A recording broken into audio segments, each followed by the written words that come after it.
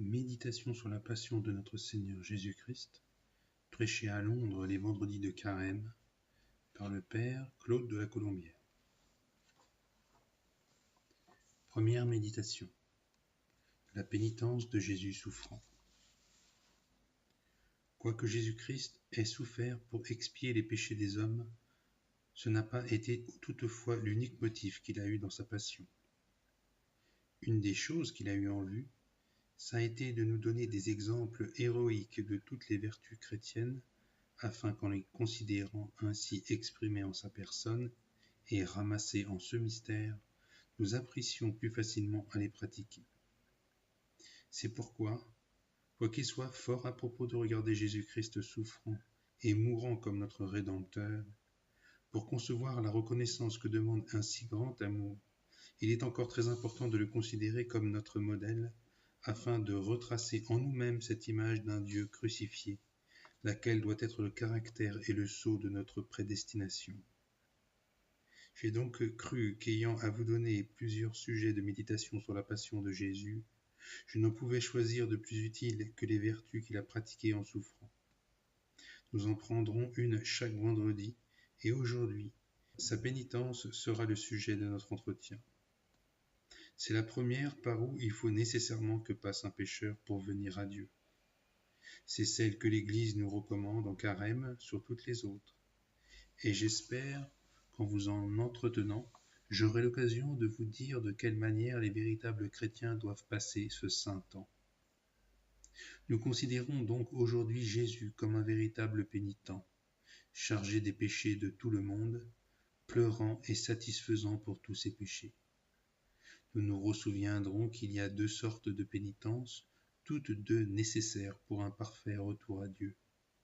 Pénitence intérieure et extérieure. La première afflige l'âme et l'humilie.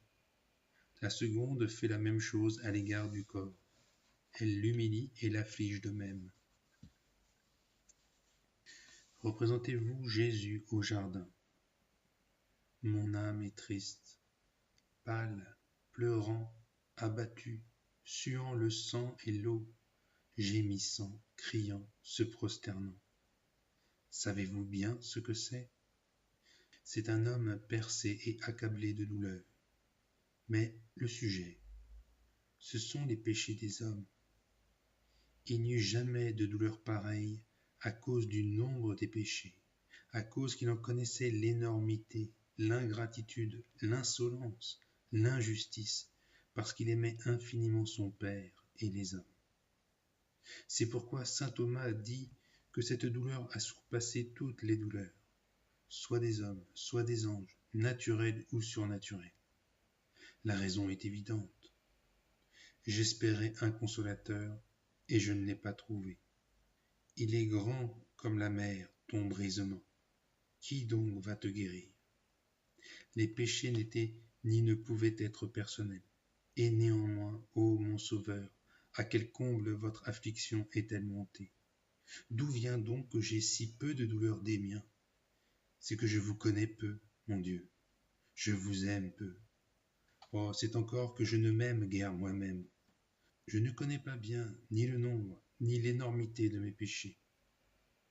Employons donc ce carême à la considération de nos péchés. Nous aurons pour motif de douleur, outre ceux que Jésus-Christ a eus, la douleur même et les souffrances de Jésus-Christ, qui peuvent bien servir à nous inspirer la componction. Pour moi, j'avoue qu'elle m'inspire une grande compassion de l'état du pécheur. Il m'arrive à son égard ce qui m'arrive à l'égard d'un malade frénétique. À le voir comme il est gai, comme il est transporté de joie, comme il ne parle que de plaisir, il fait plus d'envie de rire que de pleurer. Mais quand je considère le médecin qui examine le malade avec un visage qui le condamne à mort, que je vois une mère qui se désole, qui pleure, qui se désespère, d'autant plus que le malade se laisse emporter à cette joie frénétique, d'autant plus je comprends la grandeur du mal et du péril, et je ne puis retenir mes larmes. Ô mon Dieu, quel est donc ce crime que j'ai fait qui vous fait pâlir, trembler, suer ? D'où vient que je suis insensible ? Puisque vous êtes si bon que de pleurer mes maux, faites-moi la grâce que je les pleure moi-même. La pénitence humilie. Quel sujet d'humiliation dans le péché! Quoi de plus déraisonnable, de plus injuste, de plus ingrat? Cette humiliation dans Jésus-Christ, apparue en toute sa passion par son silence et par sa patience. Il semble qu'il avoue qu'il se trouve digne de tout, que ce n'est encore rien en comparaison de ce qu'il mérite. Qui croirait que vous êtes innocent? L'innocence est hardie, elle se plaint, elle parle, elle crie, elle insulte ses accusateurs et ses juges. Mais c'est lorsqu'elle est impatiente. Celle de Jésus est bien différente. Elle n'éclate ni en reproches, ni en injures. Elle ne forme pas la moindre plainte. Comment se comporterait-il autrement quand il serait atteint et convaincu des plus grands crimes? Voilà les sentiments d'une âme vraiment pénitente, vraiment pénétrée de la grandeur de ses crimes. Le souvenir de ses ingratitudes la rend à ses yeux si criminelle, si indigne de la vie, si digne du mépris de toutes les créatures, qu'elle ne s'étonne point d'aucun mauvais traitement. Elle s'étonne comme on la peut supporter. Il lui semble que tout doit s'armer contre elle. Le premier venu me tuera, dit-elle, par un sentiment d'horreur de soi-même. Non seulement elle souffre avec patience les maux qui lui arrivent par ses péchés, comme la confusion, la répréhension, les châtiments, les maladies, qui lui restent de ses excès, mais les choses qu'on lui fait souffrir injustement. En vérité, nous expions ce que nous avons fait à notre frère. S'ils méritent cela pour avoir péché contre leur frère, que mériterais-je moi? Ces grandes occasions de souffrir arrivent rarement. Mais l'âme chrétienne sait se comporter comme il faut dans les petites dont la vie est remplie. Qu'on lui parle incivilement, qu'on passe sans la saluer, qu'on soit lent, qu'on soit négligent à la servir, au lieu de se fâcher, tout cela l'humilie en la faisant ressouvenir de son péché. Son péché est toujours du parti de ceux qui l'offensent et l'oblige d'avouer qu'ils ont raison. Ma faute est devant moi sans relâche. Comment prétendrais-je que les hommes m'honorassent, moi qui déshonore Dieu, qui me suis déshonoré moi-même? Il est juste qu'on donne à chacun ce qui lui est dû. Ai-je gardé cette règle à l'égard de Dieu? Cet enfant me manque de respect. Quand en avez-vous eu pour Dieu? Qui peut souffrir des serviteurs orgueilleux et négligents? Il y a 30 ans que vous servez Dieu comme cela, et il vous souffre. Quand on parle des autres, qu'on exagère leur injustice, leur ingratitude, il ne s'étonne point de cela. Il s'humilie. Il trouve qu'il a fait plus que tout cela.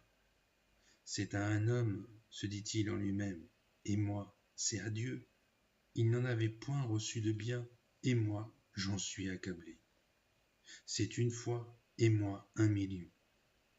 Oh, si durant ce carême nous nous exercions dans ces sentiments, si nous avions toujours ces pensées, que nous le passerions saintement, que nous serions assurés d'obtenir le pardon de nos fautes.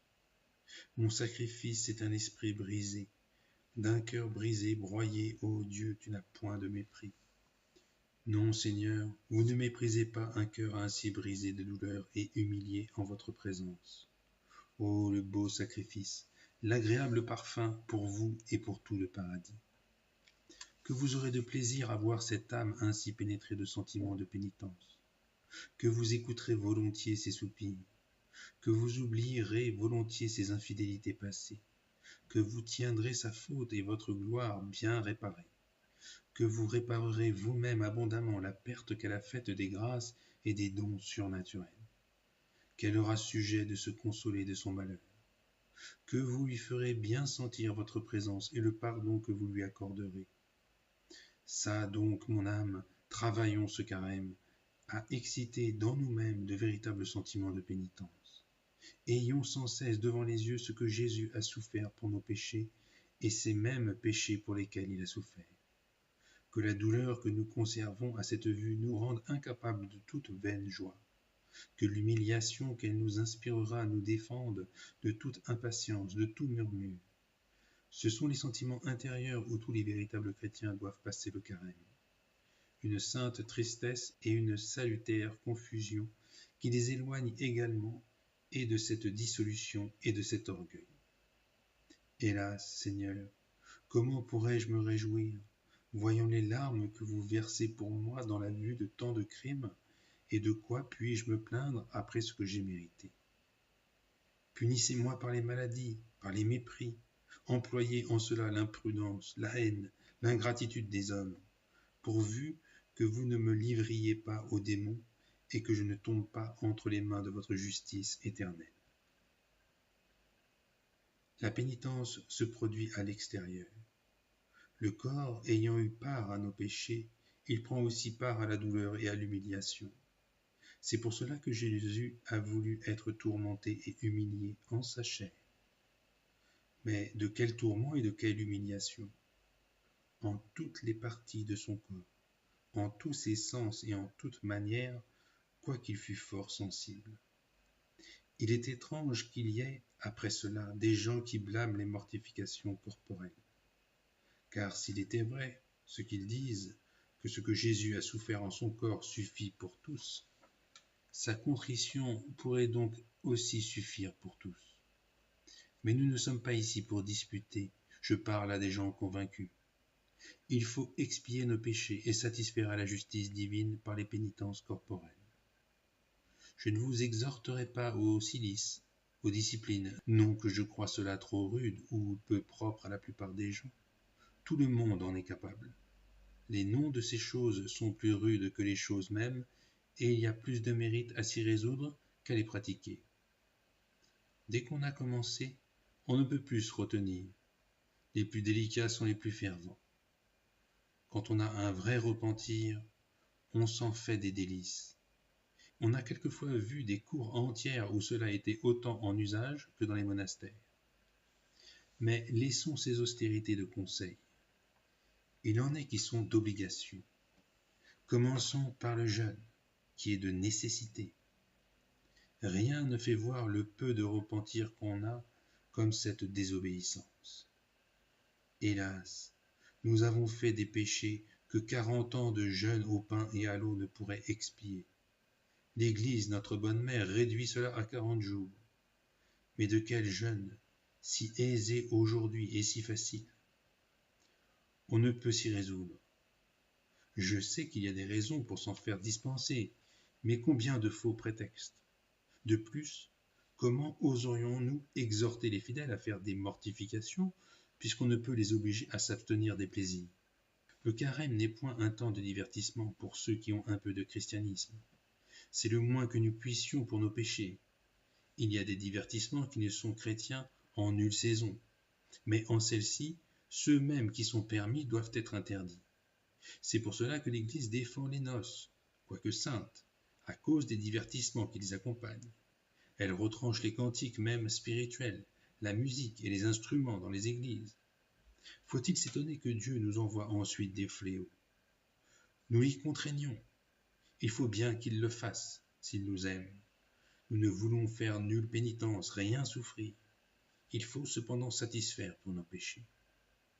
Ô mon Dieu, un peu de ce zèle, un peu de ces lumières que vous avez données aux vrais pénitents, à ces grandes âmes qui ne pouvaient se saouler d'amertume et de mortification, qui avaient tant d'horreur des délices et des plaisirs. Quand ce serait ici la région des plaisirs, les plaisirs doivent-ils être pour les pécheurs? Non, désormais, mon plus grand plaisir sera de faire souffrir cette chair, laquelle aussi bien n'est bonne qu'à cela. Mon plaisir, au moins durant ce carême, sera de me retrancher l'usage de tous les plaisirs. Seigneur, donnez-nous la force d'exécuter ces saintes résolutions. Donnez-la à mes auditeurs, et s'ils s'y appliquent, je vous conjure de combler leur cœur de ces consolations au prix desquelles toutes les autres consolations sont si fades et si imparfaites. Je ne crains pas, s'ils les ont une fois goûtées, qu'ils reviennent au vain divertissement du monde. Ils en seront dégoûtés pour toujours. Enfin, la vraie pénitence renferme encore l'humiliation du corps. Celle de Jésus a été prodigieuse, non seulement à cause de toutes ces peines qui ont été infâmes et accompagnées d'ignominie, surtout les soufflets, la flagellation et le crucifixion, mais encore parce qu'il était souillé de crachats, traîné dans la boue, vêtu en fou, un roi ridicule, pour punir le luxe et la vanité, pour donner un témoignage public de sa douleur. Si vous considérez Jésus en cet état, vous en serez touché infailliblement. Et si vous faites réflexion sur vous, peut-être serez-vous honteux de vous voir dans un état si peu conforme à celui d'un pécheur pénitent. Il y a des habits et des manières de s'habiller qui ne sont jamais chrétiennes. Il faut qu'il y ait toujours de la différence à cet égard entre nous et les païens. Mais en carême, on doit se défendre, par esprit de pénitence, les choses même qui ne blessent point la modestie chrétienne. L'Église nous l'enseigne, non seulement parce que les prélats prennent les habits les moins riches et comme une espèce de deuil, mais encore par la couleur triste dont elle orne ses prêtres et ses autels. J'espère donc que les dames chrétiennes se souviendront, en se coiffant, de la tête de Jésus-Christ couronné d'épis, en s'habillant de l'habit ridicule dont il voulut se revêtir. Quelle consolation pour notre bonne mère, si, nous attachant ainsi à ses sentiments, nous passions le carême en la manière que je viens de dire. Dieu consolait son prophète affligé de l'infidélité des Juifs en lui représentant que, quoique la plus grande part eût manqué de foi, il y avait encore 6000 personnes qui avaient fait leur devoir. Ce serait une consolation très grande dans le petit nombre de catholiques s'ils faisaient bien. Mais si ce reste de gens qui en font profession se relâchent, s'ils ne sont catholiques qu'à l'Église, et d'une autre religion à leur table, dans leurs divertissements, dans leurs habits, quelle mortelle douleur! Finissons donc cette méditation en disant, chacun en particulier, mon Dieu, pardonnez-moi mes fautes passées. Je n'ai jamais encore fait le carême en véritable chrétien. Je n'ai peut-être pas bien su ce que c'était, et à quoi m'obligeait l'honneur que j'ai d'être enfant de votre très sainte Église. Mais je suis dans la résolution de commencer cette année à faire mon devoir. Fussé-je tout seul, vous aurez un serviteur fidèle. Je ne rougirai point de faire ce que je dois, et ce ne sera pas par mon exemple que s'introduira le relâchement et que votre nom sera blasphémé. Je n'ai été que trop pécheur, je n'ai que trop vécu à leur mode. Je veux commencer une vie pénitente ce carême. Peut-être que ma vie finira avec cette pénitence de 40 jours, et que c'est tout ce qui me reste. Tout ce carême sera pour moi partagé entre la méditation et l'imitation de vos souffrances, entre la considération et l'expiation de mes fautes. J'espère que, quand vous verrez mon cœur et mon corps ainsi affligés et humiliés, vous aurez compassion de moi et que vous me pardonnerez. Quand vous me verrez ainsi, conforme à votre Église, vous exaucerez les prières qu'elle fait pour moi et pour tous ceux de ses enfants qui lui rendent obéissance. Pour moi, je suis si persuadé de la bonne volonté des catholiques, si convaincu que, s'ils ne font pas plus, ce n'est que faute d'être avertis et instruits, que je ne doute nullement du fruit de ce discours. Rendez-le encore plus grand que je ne l'espère, ô mon Dieu, vous à qui en doit être toute la gloire. Amen.